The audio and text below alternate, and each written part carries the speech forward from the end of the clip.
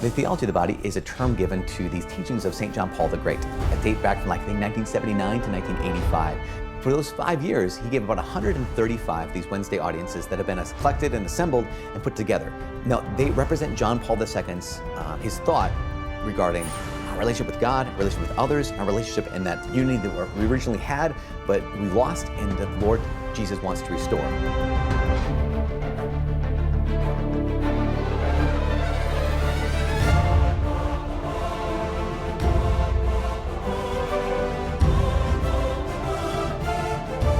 John Paul II's Theology of the Body.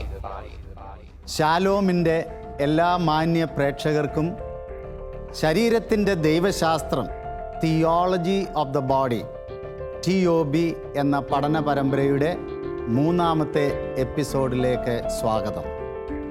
നിങ്ങളോടൊപ്പം ഇതാ എൻ്റെ ചെറിയ ക്ലാസ് റൂം ഇവിടെയുണ്ട്. നിങ്ങളെയും ഈ എപ്പിസോഡിലേക്ക് ഞാൻ സ്വാഗതം ചെയ്യുന്നു. കഴിഞ്ഞ 2 എപ്പിസോഡിൽ ശരീരത്തിൻ്റെ ദൈവശാസ്ത്രം എന്താണ് എന്നും ദൈവം നമുക്ക് ശരീരം തന്നിരിക്കുന്നത് എന്തിനാണ് എന്നും സെക്സ് എന്ന് പറഞ്ഞാൽ എന്താണ് എന്നും നമ്മൾ ചിന്തിക്കുകയായിരുന്നു, പഠിക്കുകയായിരുന്നു. എന്തിനാ ദൈവം നമുക്ക് ശരീരം തന്നത്? ദൈവത്തെ വെളിപ്പെടുത്താൻ നമ്മുടെ ശരീരത്തിലൂടെ. ദൈവത്തെ നമ്മുടെ ശരീരത്തിലൂടെ വെളിപ്പെടുത്തുവാൻ. Very good. സെക്സ് എന്ന് പറഞ്ഞാൽ എന്താ? ആരാ അതിനെക്കുറിച്ച് പറയാം? നമ്മൾ കഴിഞ്ഞ എപ്പിസോഡിൽ അതിനെക്കുറിച്ച് സംസാരിച്ചു. സഭയുടെ കാഴ്ചപ്പാടിൽ സ്ത്രീയോ പുരുഷനോ ആയിരിക്കുക എന്നതാണ് സെക്സ്. അത് ദാമ്പത്യത്തിലൂടെ പരസ്പരം പങ്കിടാനുള്ള ഒരു കാര്യമാണ്. ദാമ്പത്യ ഉടമ്പടിയിലൂടെ പരസ്പരം സ്നേഹം പങ്കുവെച്ച് ത്രിത്വൈക ദൈവത്തെ പ്രതിനിധീകരിക്കുവാനുള്ളതാണ് നമുക്ക് തന്നിരിക്കുന്ന സെക്ഷൽ ഫാക്കൽറ്റി അല്ലെ സെക്ഷുവാലിറ്റിയുടെ പ്രത്യേക ഉദ്ദേശം. അപ്പോൾ ഈ കാര്യങ്ങളെ നമ്മൾ പല ഉദാഹരണങ്ങൾ സഹിതം അവിടെ വിവരിച്ചു. ഇനിയും ഈ എപ്പിസോഡിൽ ഞാൻ നിങ്ങളോട് കഴിഞ്ഞ പ്രാവശ്യം പറഞ്ഞിരുന്നു, നമ്മുടെ ആത്മാവിനാണോ ശരീരത്തിനാണോ കൂടുതൽ പ്രാധാന്യം നൽകേണ്ടത്. അപ്പോൾ ഇത് നമുക്ക് അല്പം ചർച്ചയ്ക്ക് നമ്മൾ വെക്കുകയാണ്. ക്ലാസ് റൂം നമ്മളോട് ഒപ്പമുണ്ട് ചർച്ചയ്ക്ക്.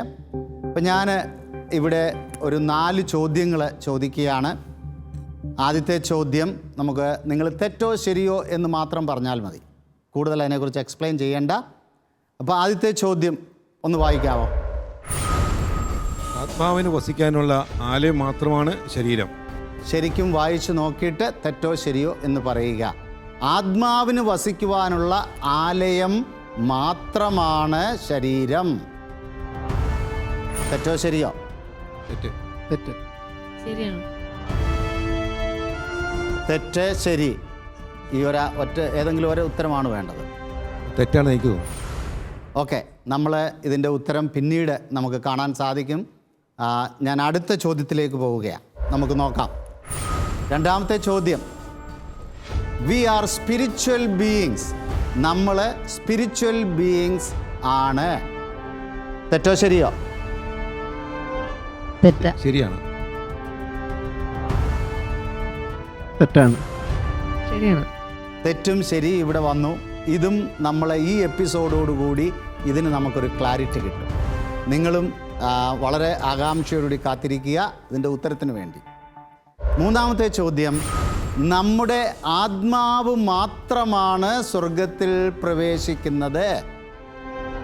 പെട്ടെന്ന് റിയാക്ട് ചെയ്യണം. ശരി. തെറ്റാണ്. തെറ്റാണ്. തെറ്റാണ്. ശരിയാണ്.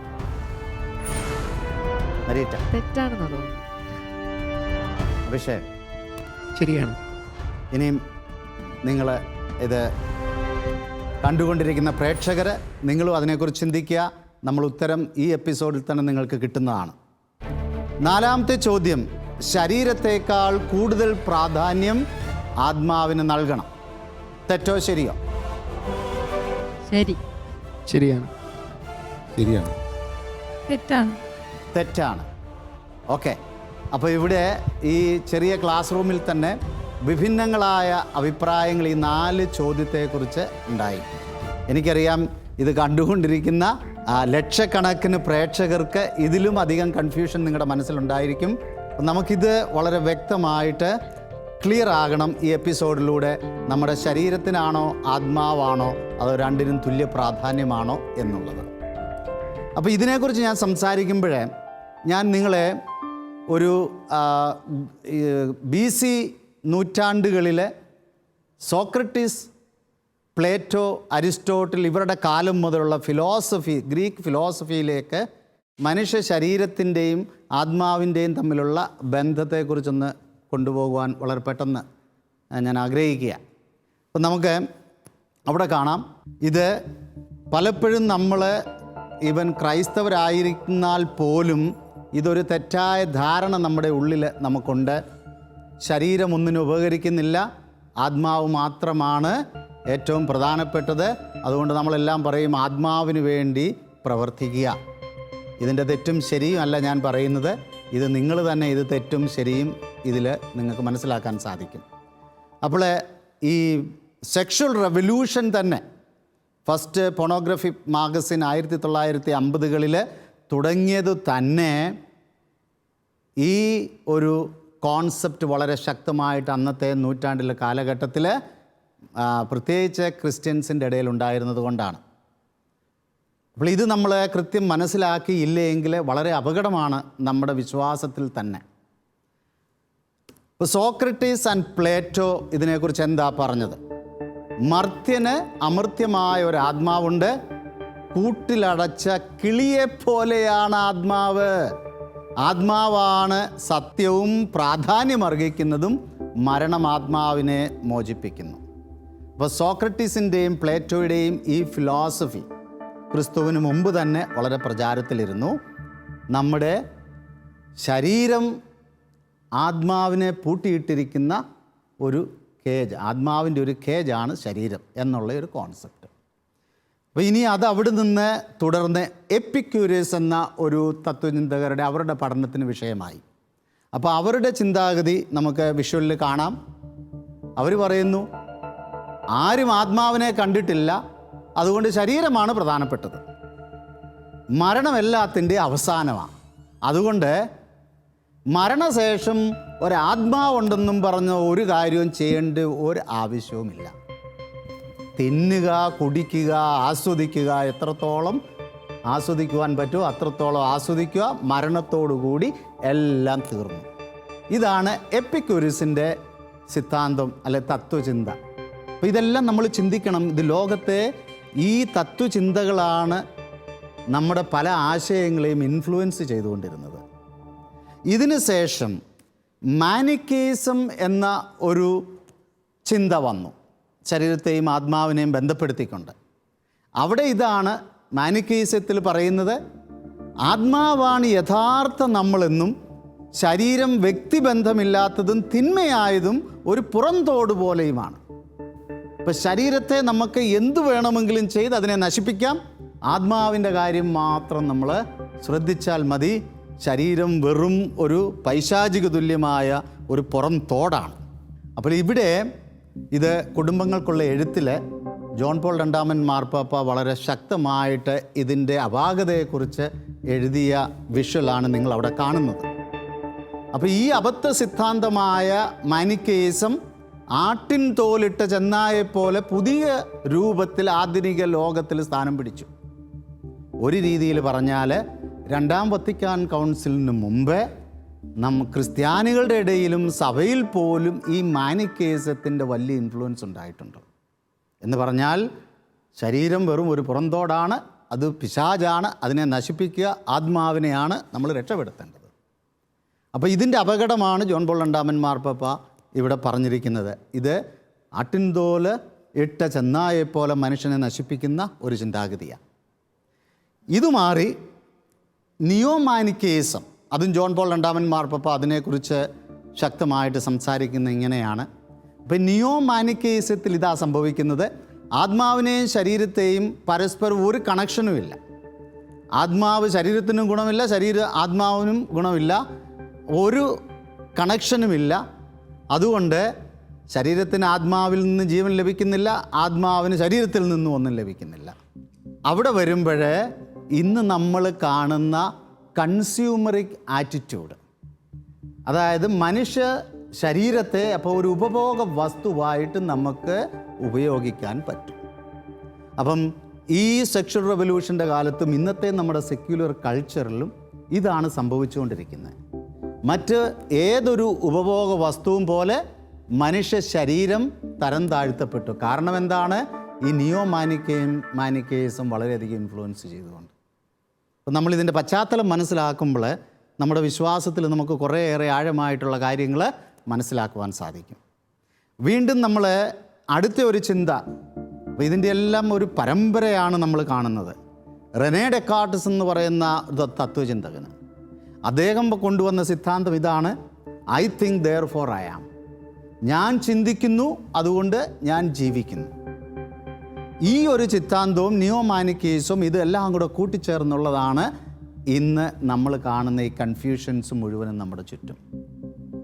അത് വീണ്ടും ഇവിടെ ജോൺ പോൾ രണ്ടാമൻ മാർപ്പാപ്പ പറഞ്ഞു, ഇതെന്താ സംഭവിച്ചിരിക്കുന്നത്?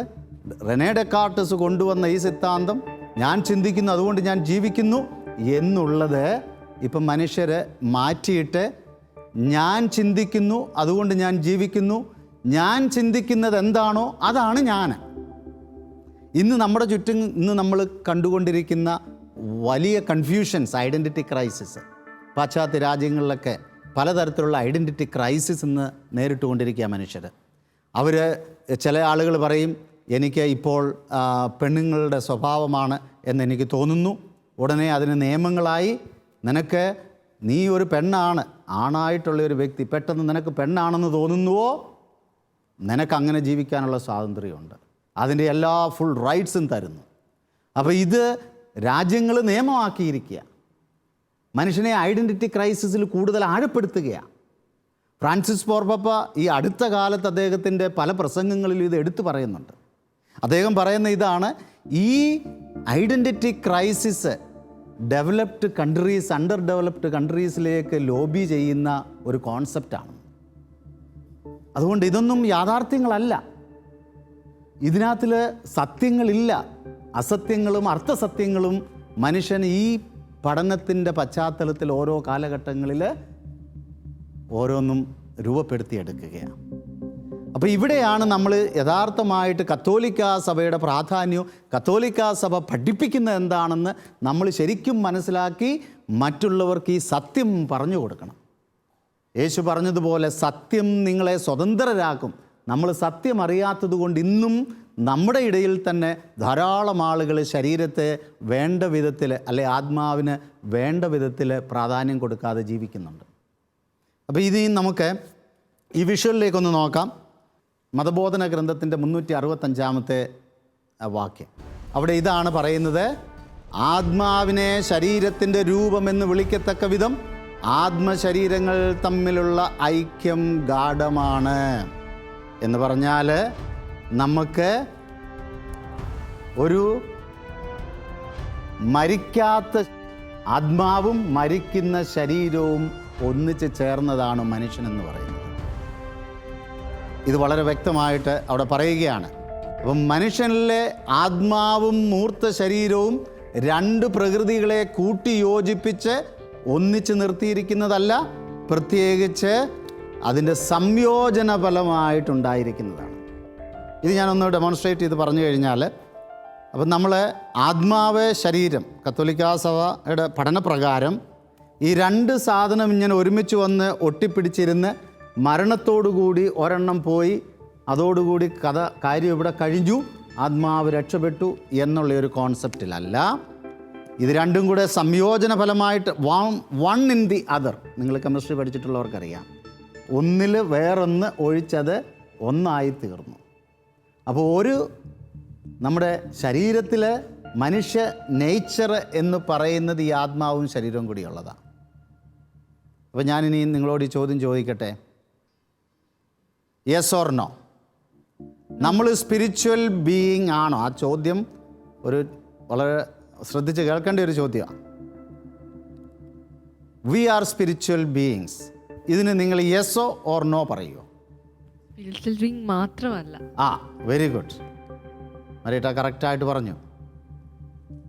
നമ്മളിൽ ഒരു spiritual and a material form. രണ്ടും കൂടെ ഒന്നിച്ചു ചേരുന്നതാണ് മനുഷ്യനെന്ന് പറയുന്നത്.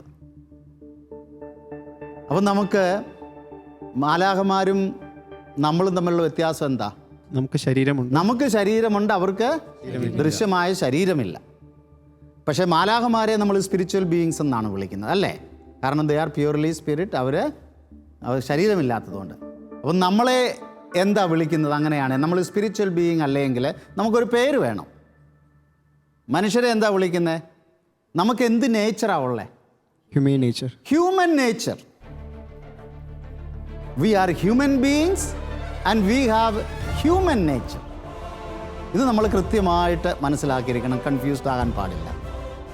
വീണ്ടും നിങ്ങളുടെ ശ്രദ്ധ ഞാൻ മതബോധന ഗ്രന്ഥം 364 ഞാൻ കൊണ്ടുവരികയാണ്.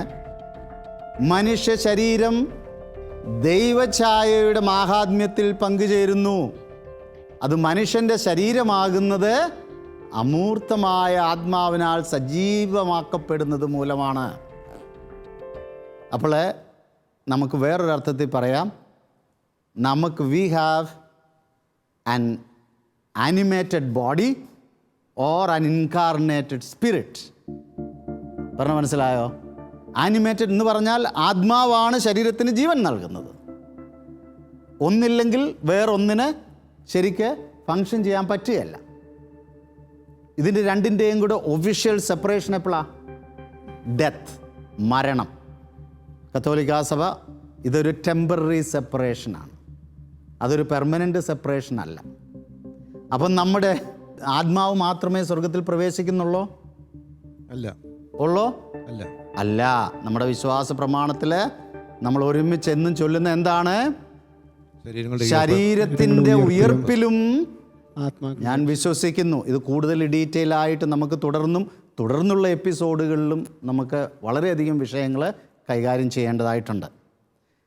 വീണ്ടും നമ്മൾ ഈ വിഷ്വല് 364 നമ്മൾ വീണ്ടും, നിങ്ങൾക്ക് ഏതെങ്കിലും സംശയമുണ്ടെങ്കിൽ മതബോധന ഗ്രന്ഥം 364, 365, 366 ഈ പഠനങ്ങൾ നിങ്ങൾ നോക്കുമ്പോൾ അതിൽ വളരെ വ്യക്തമായിട്ടെല്ലാം നമുക്ക് കാണാവുന്നതാണ്. അപ്പം ഒരു കാരണവശാലും മരണം അതിൻ്റെ ഒരു പെർമനൻ്റ് സെപ്പറേഷൻ അല്ല, അതൊരു ടെമ്പററി സെപ്പറേഷനാണ്. വീണ്ടും നമുക്ക് ഉയർത്തെഴുന്നേറ്റ ഒരു ശരീരം ലഭിക്കും, ദ ഗ്ലോറിഫൈഡ് ബോഡി. അത് നമ്മുടെ ഇതുപോലെയുള്ള ശരീരമല്ല. നമുക്ക് വീണ്ടും അതിനെക്കുറിച്ച് അടുത്ത എപ്പിസോഡിലുമൊക്കെ കൂടുതൽ നമുക്ക് സംസാരിക്കുവാൻ സാധിക്കും. ഇനി ഞാൻ നിങ്ങളോടൊരു ചോദ്യം ചോദിക്കട്ടെ. അപ്പം ഇത്രയും നിങ്ങൾ കേട്ടു. ഇന്ന് ലോകത്തിൽ നമ്മുടെ ചുറ്റും നോക്കുമ്പോൾ നമുക്ക് ഒരുപാട് കാര്യങ്ങൾ നമുക്ക് കാണുവാൻ സാധിക്കും.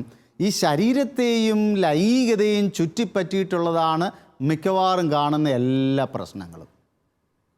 അപ്പോൾ ഇത് ആരുടെ പണിയാണ്? നമ്മുടെ ശത്രു നമ്മുടെ ശരീരത്തിൻ്റെയും ലൈംഗികതയുടെയും പിന്നാലെ ആകാനുള്ള കാരണം എന്താ? നമ്മുടെ ശത്രുവിന് അതൊട്ടും ഇഷ്ടമില്ല. അതാണല്ലോ അവൻ. നമുക്കൊരു ശത്രുവുണ്ട്. ആരാണ് നമ്മുടെ ശത്രു? നമ്മുടെ അയൽവക്കക്കാരാണോ? ആരാ നമ്മുടെ ശത്രു? കുറച്ച് പറ, പേടിക്കാതെ. ആരും ഒന്നും നമുക്കൊരു ശത്രുവേ ഉള്ളൂ ഈ ലോകത്തിൽ. മറ്റവരെല്ലാം നമ്മുടെ പ്രിയപ്പെട്ടവരാ. നമ്മുടെ ശത്രുവായ സാത്താൻ നമ്മുടെ ശരീരത്തെയും ലൈംഗികതയെയും വെച്ച് ഒരുപാട് കളിക്കുന്നുണ്ട്. എന്തുകൊണ്ടാണ്? നിങ്ങൾ എന്ത് പറയുന്നു? ആത്മാവിനെ നശിപ്പിക്കാൻ. അതിലൂടെ ആത്മാവിനെ നശിപ്പിക്കാൻ, മനുഷ്യനെ പെട്ടെന്ന് ഇൻഫ്ലുവൻസ് ചെയ്യാൻ പറ്റുന്ന തലങ്ങളായതുകൊണ്ട്. മനുഷ്യനെ പെട്ടെന്ന് ഇൻഫ്ലുവൻസ്. കാരണം അത് നമ്മൾ ഇന്നത്തെ കഴിഞ്ഞ എപ്പിസോഡുകളിൽ കണ്ടു. അത് അവൻ്റെ എക്സിസ്റ്റൻസിൻ്റെ ഭാഗമാണ്, അസ്തിത്വത്തിൻ്റെ ഭാഗമാണ്. അല്ലാതെ അതൊരു മെറ്റീരിയൽ, ഒരു ബയോളജിക്കൽ ആസ്പെക്റ്റ് മാത്രമല്ല. അത് നമുക്കറിയത്തില്ല, പിശാചിന് നല്ലതുപോലെ അറിയാം. അവൻ ഫിലോസഫിയിലും തിയോളജിയിലും വലിയ വലിയ പാണ്ഡിത്യമുള്ളവനാ. എല്ലാം അവനറിയാം. അപ്പോൾ അതുകൊണ്ട് അവനറിയാം ഇത് നശിപ്പിച്ച് കഴിഞ്ഞാൽ കുടുംബങ്ങൾ തകരും. കുടുംബ ബന്ധങ്ങളുടെ നേരെ അറ്റാക്ക് ചെയ്യുന്നത് കൂടുതലും ഈ തരത്തിലാണ്. Identity crisis. രണ്ട് രണ്ട് പേരൻസ്, പിന്നെ സെയിം സെക്സ് മാരേജിനെ കുറിച്ച് പാശ്ചാത്യ രാജ്യങ്ങളിൽ കുട്ടികൾ പറയുന്നത് I have 2 mother, I have 2 fathers. Identity ക്രൈസിസാണ്. അപ്പോൾ ഇതൊക്കെ ഞാൻ പറഞ്ഞതിൻ്റെ കാരണം ഇതിന് പ്രത്യേകമായിട്ട് ഇവൻ്റെ ഒരു ലക്ഷ്യമുണ്ട് പിശാചിന്. അത് യോഹന്നാൻ്റെ ലേഖനത്തിൽ നമുക്ക് വ്യക്തം കാണാൻ പറ്റും. യോഹന്നാൻ്റെ സുവിശേഷം 8:44 നമുക്ക് വിഷ്വലിൽ വായിക്കാം. അവനെപ്പോഴും നമ്മുടെ ശരീരത്തെ ആക്രമിക്കുവാൻ ശ്രമിക്കുന്നത് കൊണ്ട് ശരീരത്തെ നിരാകരിക്കുവാനുള്ള പ്രലോഭനം നമുക്കുണ്ടാവും. കാരണം അവൻ നുണയനും നുണയുടെ പിതാവുമാണ്. കള്ളന് കഞ്ഞി വെച്ചവനും എന്ന് നമ്മൾ സാറിന് പറയാറുണ്ടല്ലോ. അപ്പോൾ ചുരുക്കി പറഞ്ഞാൽ ഇവിടെ നമ്മുടെ ശരീരത്തെ എങ്ങനെയെങ്കിലും അട്ടിമറിച്ച് ശരീരത്തെ നമുക്ക് ഡിസ്റെസ്പെക്റ്റ് ചെയ്ത് അതിനെ തരം താഴ്ത്തി അതുമായി ബന്ധപ്പെട്ട ഡിസോർഡറിലേക്ക് നമ്മളെ കൊണ്ടുപോയി കഴിഞ്ഞാൽ അവനറിയാം ദൈവത്തിൻ്റെ അടുത്തേക്ക് ഇവൻ പോകുന്ന പ്രശ്നമില്ല എന്ന്. അപ്പോൾ അത് വീണ്ടും നമുക്ക് യോഹന്നാൻ്റെ ലേഖനം 1-ാം ലേഖനം 4-ാം അധ്യായം 3-ാം വാക്യത്തിൽ നമുക്ക് വിഷ്വൽ കാണാം. യേശുവിനെ ഏറ്റു പറയാത്ത ആത്മാവ് ദൈവത്തിൽ നിന്നല്ല, വരാനിരിക്കുന്നു എന്ന് നിങ്ങൾ കേട്ടിട്ടുള്ള അന്തിക്രിസ്തുവിൻ്റെ ആത്മാവാണത്. ഇപ്പോൾ തന്നെ അത് ലോകത്തിലുണ്ട്. യേശു മനുഷ്യനായി ഈ ലോകത്തിലേക്ക് കടന്നു വന്നു. അത് അത് അക്സെപ്റ്റ് ചെയ്യാത്തവനാണ് അന്തിക്രിസ്തു. ഇതാണ് നമ്മൾ തിരുവചനങ്ങളിൽ കാണുന്നത്. അപ്പോൾ നമ്മുടെ ശരീരത്തെ നമ്മൾ നിരാകരിക്കുമ്പോൾ നമ്മൾ ആരെയാണ് നിരാകരിക്കുന്നത്? വചനം മാംസമായവൻ ദൈവം സ്വയം വെളിപ്പെടുത്തുവാനായി നമ്മുടെ സാദൃശ്യം സ്വീകരിച്ച് പാപമൊഴികെ എല്ലാത്തിനും നമ്മളെപ്പോലെ ഒരുവനായി ലോകത്തിലേക്ക് കടന്നു വന്ന യേശുവിനെ നമ്മൾ റിഫ്യൂസ് ചെയ്യുക. ഇതാണ് അവൻ്റെ പരമപ്രധാനമായ ലക്ഷ്യം. ഇതിനു വേണ്ടിയിട്ടാണ് ഈ കിടന്ന് ഉള്ള കളികളെല്ലാം. ഇന്നത്തെ കൾച്ചർ എന്തുമാത്രം ലോബിയിങ് ആണ്.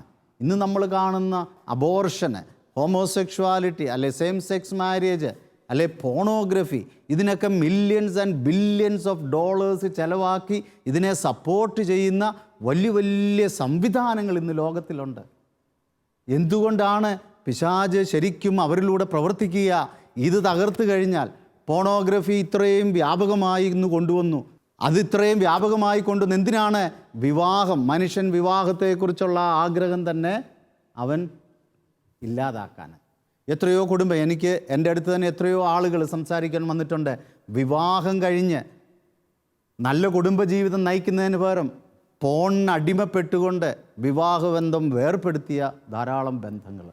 ചുരുക്കി പറഞ്ഞാൽ കുടുംബത്തെ തകർക്കുന്നത് ഈ ശരീരത്തിലൂടെ, അല്ലെങ്കിൽ ഇങ്ങനെയുള്ള ലൈംഗികമായിട്ടുള്ള, കാരണം ശരീരവും ലൈംഗികതയും നമുക്ക് സെപ്പറേറ്റ് ചെയ്യാൻ പറ്റത്തില്ല.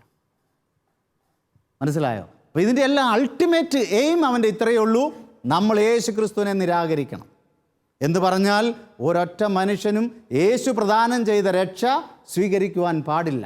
അത്രയേ ഉള്ളൂ അവൻ്റെ പ്രവർത്തനത്തിൻ്റെ ലക്ഷ്യം. അപ്പം നമ്മൾ വീണ്ടും ഞാൻ നിങ്ങളോട് പറയുകയാണ്, നമ്മുടെ കത്തോലിക്ക മതവിശ്വാസമനുസരിച്ച്, പഠനമനുസരിച്ച് നമ്മുടെ ശരീരത്തെ ഒരിക്കലും നിഷേധിച്ച് പറയുന്നില്ല. ഞാൻ പറഞ്ഞല്ലോ, 2-ാം വത്തിക്കാൻ കൗൺസിലിന് മുമ്പ് പലതരത്തിലുള്ള മാനിക്കേസത്തിൻ്റെ ഇൻഫ്ലുവൻസ് സഭയിൽ ഉണ്ടായിട്ടുണ്ടെങ്കിലും അതെല്ലാം കറക്റ്റ് ചെയ്യപ്പെട്ടു പിതാക്കന്മാർ. നിങ്ങൾക്ക് വിഷ്വല് കാണാം. മതബോധന ഗ്രന്ഥം 1015, നമുക്കതൊന്ന് വായിക്കാം. മതബോധന ഗ്രന്ഥം 1015 ആരാ വായിക്കുന്നത്? ശരീരം രക്ഷയുടെ വിജാഗിരിയാണ്. ശരീരത്തിൻ്റെ സ്രഷ്ടാവായ ദൈവത്തിൽ നാം വിശ്വസിക്കുന്നു. ശരീരത്തെ രക്ഷിക്കാൻ വേണ്ടി ശരീരം ധരിച്ച വചനത്തിൽ നാം വിശ്വസിക്കുന്നു. സൃഷ്ടിയുടെയും ശരീരത്തിൻ്റെയും വീണ്ടെടുപ്പിനെയും പരമകാഷ്ഠയായ ശരീരത്തിൻ്റെ ഉത്ഥാനത്തിൽ നാം വിശ്വസിക്കുന്നു. മതബോധന ഗ്രന്ഥം ഇവിടെ വളരെ വ്യക്തമായിട്ട് നമ്മളോട് പറയുകയാണ്. നിങ്ങൾ നോക്കിയാൽ നിങ്ങൾക്ക് ശ്രദ്ധിക്കാൻ പറ്റും. ശരീരം രക്ഷയുടെ വിജാഗിരിയ, ശരീരത്തിൻ്റെ സൃഷ്ടാവായ ദൈവത്തിൽ ഞാൻ വിശ്വസിക്കുന്നു. നോക്കുക, ശരീരത്തെ രക്ഷിക്കുവാൻ വേണ്ടി ശരീരം ധരിച്ച വചനത്തിൽ ഞാൻ വിശ്വസിക്കുന്നു. സൃഷ്ടിയുടെയും ശരീരത്തിൻ്റെയും വീണ്ടെടുപ്പിൻ്റെയും പരമകാഷ്ഠയായ ശരീരത്തിൻ്റെയും ഉത്ഥാനത്തിൽ ഞാൻ വിശ്വസിക്കുന്നു. അപ്പോൾ ഈ ശരീരം ശരീരം ശരീരം ശരീരം സഭ അത് ഉയർത്തി ഉയർത്തി ഉയർത്തി അതിൻ്റെ ശ്രേഷ്ഠത കാണിക്കുവാൻ വേണ്ടിയിട്ടാണ്. അപ്പം നമ്മുടെ ശരീരം, ഇതിൻ്റെ അർത്ഥം വെറും ബയോളജിക്കൽ അല്ല. നിങ്ങൾ വിഷ്വൽ നോക്കുക. നമ്മുടെ ശരീരം ജീവശാസ്ത്രപരം മാത്രമല്ല, ഇറ്റ് ഈസ് തിയോളജിക്കൽ. അത് ദൈവശാസ്ത്രപരം കൂടിയാണ്. ഇന്നത്തെ കാലഘട്ടത്തിന് വന്നിരിക്കുന്ന പ്രശ്നം ഇതാണ്. ശരീരത്തെ ഈ തിയോളജിക്കൽ ഫൗണ്ടേഷൻ അങ്ങ് എടുത്തു കളഞ്ഞു. വെറും ബയോളജി കൊണ്ട് മാത്രം ശരീരത്തെ നോക്കിക്കാണുമ്പോൾ അതൊരു വസ്തുവിനേക്കാൾ തരം താണുപോയി. അപ്പോൾ നമുക്കൊരു തിയോളജിക്കൽ ഫൗണ്ടേഷൻ ഉണ്ട്. അതാണ് വിശുദ്ധനായ ജോൺ പോൾ രണ്ടാമൻ മാർപ്പാപ്പ പറഞ്ഞത്, നമ്മുടെ പ്രീ ഹിസ്റ്ററി എന്ന് പറയുന്നത് ഈ തിയോളജിക്കൽ ഫൗണ്ടേഷനാണ്. അത് ഏത് കാലത്ത് മനുഷ്യൻ എടുത്തു കളയുന്നുവോ അന്ന് മനുഷ്യൻ ഈ പറഞ്ഞതുപോലെയുള്ള എല്ലാ തരത്തിലുള്ള വൈകല്യങ്ങൾക്കും ഇന്നും നമ്മുടെ ചുറ്റുപാടും നടക്കുന്ന എല്ലാ പ്രശ്നങ്ങൾക്കും അവൻ വിധേയനായി പോകും. അപ്പം ഇവിടെ നമ്മൾ ഒരു കാര്യം കൂടെ നിങ്ങൾ വിഷ്വലിൽ നിങ്ങൾ വായിക്കുക, ക്രിസ്തു ശരീരത്തിലാണ് ജനിച്ചത്, അവിടുന്ന് പീഡകൾ സഹിച്ചതും മരിച്ചതും ശരീരത്തിലാണ്. ആ ശരീരത്തിലാണ് അവിടുന്ന് ഉത്ഥാനം ചെയ്തത്. അങ്ങനെ അവിടുന്ന് ഉത്ഥാനം ചെയ്യുന്നതിന് മുമ്പ്, അവിടുന്ന് മരിക്കുന്നതിന് മുമ്പ് ആ സ്വന്തം ശരീരം തന്നെ നമ്മുടെ ശരീരത്തിലേക്ക് സ്വീകരിച്ചുകൊണ്ട് നമ്മുടെ ലക്ഷ്യസ്ഥാനത്തേക്ക് എത്തുവാൻ ഒരു പ്രത്യേകമായിട്ടുള്ള കൃപയായിട്ട് അവിടുന്ന് അത് മാറ്റി, അനുഗ്രഹമായിട്ട് അത് മാറ്റി. അതാണ് നമ്മൾ മനസ്സിലാക്കേണ്ടത്. നമ്മുടെ സഭയുടെ പഠനമനുസരിച്ച് ശരീരത്തിന് അത്രയും പ്രാധാന്യം നമുക്കുണ്ട്. അപ്പോൾ ഇങ്ങനെ ഒരു കാഴ്ചപ്പാട് നമ്മുടെ ശരീരവും ആത്മാവും തമ്മിലുള്ള ബന്ധത്തെക്കുറിച്ച് നമുക്കുണ്ടാകണം. അപ്പം നമ്മൾ ഈ എപ്പിസോഡിൽ നമ്മൾ കുറേ കാര്യങ്ങൾ നമ്മൾ കേട്ടു. അപ്പം ഞാൻ പെട്ടെന്ന് നിങ്ങളോട് ചോദിക്കുകയാണ്, ശരീരവും ആത്മാവും തമ്മിലുള്ള ബന്ധം എന്താണ് മരീറ്റ? ശരീരവും ആത്മാവും ഒരുപോലെ നമ്മൾ സംരക്ഷിക്കേണ്ടതാണ്, അല്ലെ? ഒരുപോലെ കരുതപ്പെടേണ്ടത്. അപ്പൊ ശരീരത്തിനാണോ കൂടുതൽ പ്രാധാന്യം കൊടുക്കേണ്ടത്, ആത്മാവിനാണോ കൂടുതൽ? രണ്ടും ഒരേ പ്രാധാന്യം. രണ്ടിനും ഒരേ പ്രാധാന്യം കൊടുക്കണം. കാരണം ഇതിനെ രണ്ടിനെയും രണ്ട് കമ്പാർട്ട്മെന്റിലല്ല നമ്മൾ കാണേണ്ടത്. ഇനി ഞാൻ വേറൊരു ചോദ്യം ചോദിക്കട്ടെ. അഭിഷേക്, എന്താ വേറെ മനസ്സിലായത് ഇതിനെക്കുറിച്ച്? നമ്മൾ സ്പിരിച്വൽ ബീങ് മാത്രമല്ല, നമ്മൾ മനുഷ്യ സ്വഭാവമുണ്ട്, നമുക്ക് ശരീരവുമുണ്ട്, നമുക്ക് ആത്മാവുമുണ്ട്. അത് രണ്ടും ഒന്നായിരിക്കുന്നു. നമ്മൾ സ്വർഗത്തിലെ ശരീരത്തോടു കൂടിയാണോ പോകുന്നത്, അതോ ശരീരം ഇവിടെ ഇട്ടിട്ട് നമ്മൾ പോകും? നമ്മൾ ശരീരത്തോട് കൂടി പോകുന്നു. Okay, very good. അപ്പം നമ്മൾ കഴിഞ്ഞ എപ്പിസോഡുകളിൽ നമ്മൾ കണ്ടു, നമ്മുടെ ശരീരം എന്താണ്? ദൈവത്തെ റിവീൽ ചെയ്യുന്നതിനുള്ള ഒരു ദൃശ്യമായ കൂദാശയാണ്. അത്രത്തോളം ശ്രേഷ്ഠത അതിലുണ്ട്. ഇത്രയും കാര്യങ്ങൾ ഈ എപ്പിസോഡിനെ കുറിച്ച് നമുക്ക് വീണ്ടും നമ്മുടെ മനസ്സിലേക്ക് കൊണ്ടുവരാം. ശരീരം ഒന്നിനും ഉപകരിക്കുന്നില്ല, ആത്മാവാണ് പ്രധാനപ്പെട്ടത് എന്നുള്ളത് കത്തോലിക്ക സഭയിലെ ഒരു ഹെറസിയാണ്, ഒരു പാഷണ്ഡതയാണ്. സഭയുടെ പഠനപ്രകാരമല്ല അത്. രണ്ടും തുല്യ പ്രാധാന്യമുള്ളതാണ്. നമ്മളെല്ലാവരും ബോഡി പേഴ്സണായിട്ടാണ് ഉത്ഥാനത്തിന് ശേഷം നമ്മൾ സ്വർഗത്തിൽ പ്രവേശിക്കുക. അപ്പോൾ ശരീരവും ആത്മാവും ഒരുപോലെ നമ്മൾ ടേക്ക് കെയർ ചെയ്യേണ്ടതാണ്. ഒന്നിനെ നമുക്ക് നശിപ്പിച്ചിട്ട് വേറൊന്നിനു വേണ്ടി പ്രവർത്തിക്കുവാനുള്ളതല്ല. അത് സഭയുടെ ശരിയായിട്ടുള്ള പഠനമല്ല. അടുത്ത എപ്പിസോഡിൽ നമ്മൾ മരണശേഷമുള്ള നമ്മുടെ ജീവിതത്തെക്കുറിച്ചുള്ള കാഴ്ചപ്പാടുകൾ നമുക്ക് കൂടുതൽ വിശദമായിട്ട് നമുക്ക് കാണുവാൻ സാധിക്കും.